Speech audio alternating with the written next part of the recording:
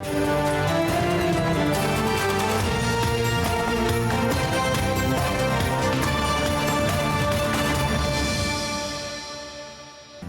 کی قرارداد کے باوجود غزہ میں اسرائیلی مظالم جاری، شہادتوں کی تعداد میں مسلسل اضافہ، گزشتہ 24 گھنٹوں میں 80 سے زائد فلسطینی شہید کر دیے گئے، شہداء کی تعداد 32,500 تک پہنچ گئی۔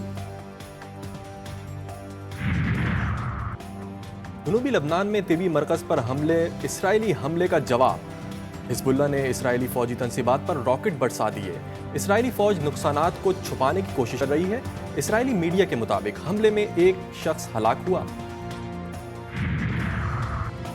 وزیر اعظم شہباز شریف اور چیف جسٹس آف پاکستان کی اہم ملاقات طے ہو گئی، ذرائع کے مطابق ملاقات آج دوپہر 2 بجے سپریم کورٹ میں ہوگی۔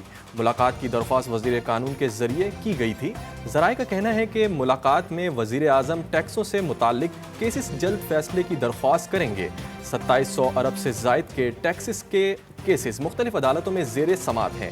وزیر اعظم چیف جسٹس سے خصوصی ٹریبیونلز یا بینچز کے قیام کی درخواست کریں گے۔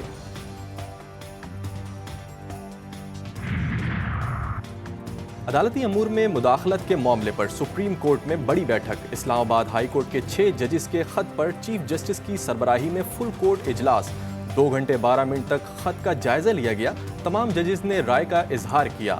سپریم کورٹ کا فل کورٹ اجلاس آج پھر ہوگا۔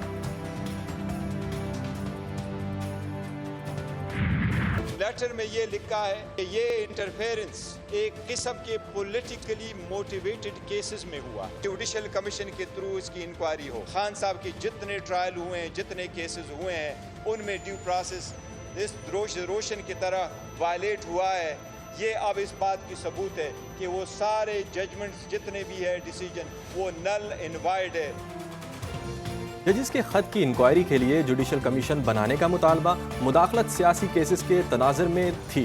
بانی پی ٹی آئی کے خلاف تمام مقدمات کے فیصلوں کی قانونی حیثیت ختم ہو گئی، بیرسٹر گوہر اور عمر ایوب کی پریس کانفرنس، سپریم کورٹ سے کارروائی کی اپیل۔ جج حضرات پہ جو پریشر ڈالا گیا ہے انٹیلیجنس ایجنسیز کی طرف سے، ان کے بہنوئی کو اٹھایا گیا، ابڈکٹ کیا گیا، الیکٹرک شاکس دیے گئے، کمروں میں بگنگ ڈیوائسز لگی گئی۔ سپریم جوڈیشل کاؤنسل کو ساروں کو ریکویسٹ کرتے ہیں، خدا را سٹیپ اپ اور آئین اور قانون کی پاسداری کریں، اور یا وہ نہیں کر سکتے ہیں تو پھر ان کو سٹیپ اسائڈ کرنا چاہیے۔ شام میں چینی شہریوں پر حملے کی تحقیقات کے لیے جے آئی ٹی بنانے کا اعلان، وزیر اعظم کی زیر صدارت اجلاس میں سیاسی اور عسکری قیادت کی شرکت، چینی شہریوں پر حملے کے مجرموں کو جلد انصاف کے کٹہرے میں لانے کا عزم۔ شہباز شریف نے کہا کہ دہشت گردی بین الاقوامی خطرہ ہے۔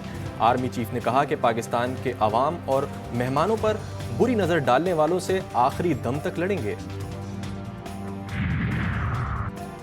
چین کا انسداد دہشت گردی کے لیے تعاون بڑھانے اور اپنے شہریوں کو تحفظ فراہم کرنے پر زور، صدر مملکت کا چینی سفارت خانے جا کر چینی شہریوں کی ہلاکت پر اظہار تعزیت۔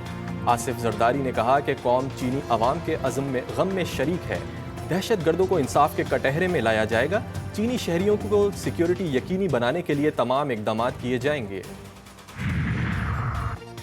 چینی شہریوں پر حملے کے بعد خیبر پختونخوا کے لیے ایس او پیز تبدیل، سی پیک پر کام کرنے والے تمام غیر ملکی صرف بلٹ پروف گاڑیوں میں سفر کریں گے، پولیس افسران کو مراسلہ جاری کر دیا گیا۔ سینٹ کی 48 نشستوں پر پولنگ 2 اپریل کو ہوگی، پنجاب سے 7 رہنما بلا مقابلہ منتخب، حکومتی اتحاد کے محسن نقوی، نون لیگ کے پرویز رشید، ناصر محمود، احد چیمہ اور طلال چودھری شامل، سنی اتحاد کونسل کے راجہ ناصر عباس اور حامد خان ایڈوکیٹ بھی ایوان بالا میں پہنچ گئے، اسلام آباد سے اسحاق ڈار کا راجہ انصر محمود اور رانا محمود الحسن کا فرزند علی شاہ سے مقابلہ۔ بلوچستان سے سینٹ کی 11 نشستوں پر امیدوار بلا مقابلہ آ گئے، انوار الحق کاکڑ، سید الناصر، آغا شاہ زیب درانی، عمر گورگیج، جان بلیدی، ایم ایل ولی خان، احمد خان، بلال مندوخیل اور عبد الواسع شامل، خواتین میں راحت جمالی اور حسنہ بی بی سینیٹر منتخب۔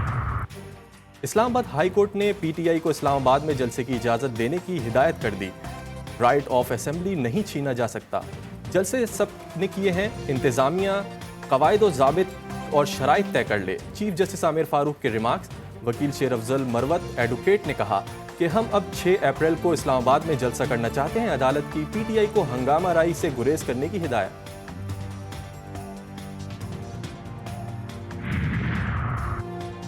بجلی کم کرنے والی آئی ایم ایف نے بجلی ٹیرف میں کمی کی تجاویز دے دیں۔ صنعتی ٹیرف میں کمی کے لیے کیپیسٹی چارجز کم کرنے کا مشورہ، کہا ملکی ضروریات کے لیے پہلے نئے پاور پلانٹس کو چلایا جائے، مکمل پیداواری صلاحیت حاصل کی جائے تو بجلی ٹیرف میں 18 روپے کی کیپیسٹی چارجز میں کمی آ سکتی ہے۔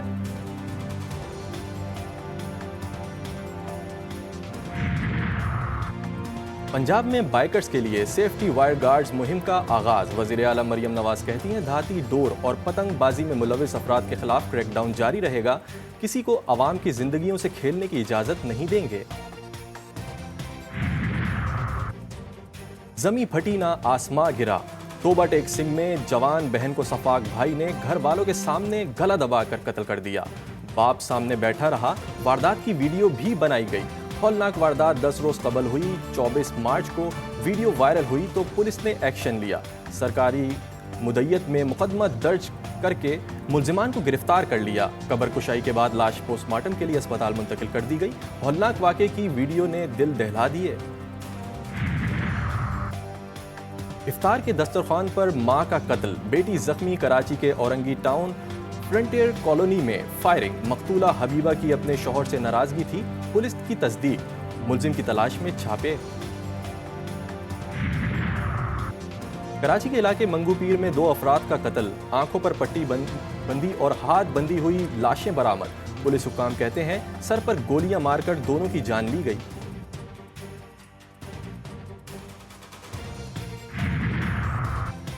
کراچی میں سال کی سب سے بڑی ڈکیتی، بھینس کالونی 10 نمبر میں 3 ڈاکو فیکٹری کی کیش وین سے 1 کروڑ 88 لاکھ روپے لے کر فرار۔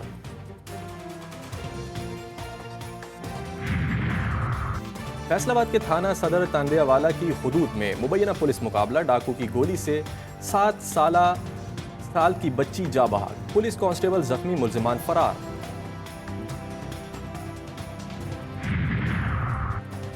بھاولپور میں اغوا کی وارداتیں بڑھنے لگیں، 2 مزدور محمد حفیظ اور اعجاز کو کچے کے ڈاکو اغوا کر کے لے گئے۔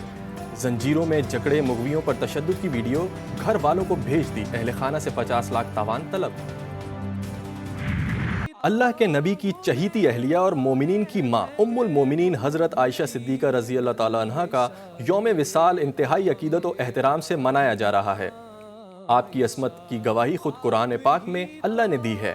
آپ نبی کریم کو اس قدر عزیز تھیں کہ آپ کی قبر بھی حجرہ بی بی عائشہ صدیقہ میں ہی بنی ہے۔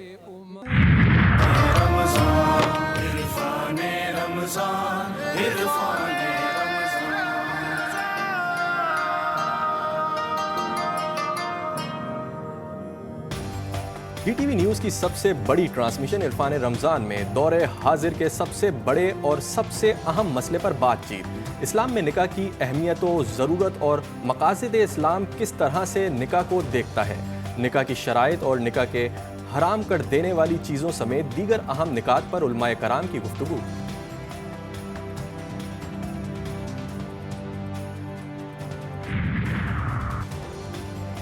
کپتان کی تبدیلی کا اندیا، قیادت کا آج پھر بابر اعظم کے سپرد ہونے کا امکان، پی سی بی کی مشاورت آخری مراحل میں داخل ہو گئی، بابر اعظم دوبارہ کپتانی سنبھالنے میں ہچکچاہٹ کا شکار، بعض معاملات پر کرکٹ بورڈ سے یقین دہانی درکار۔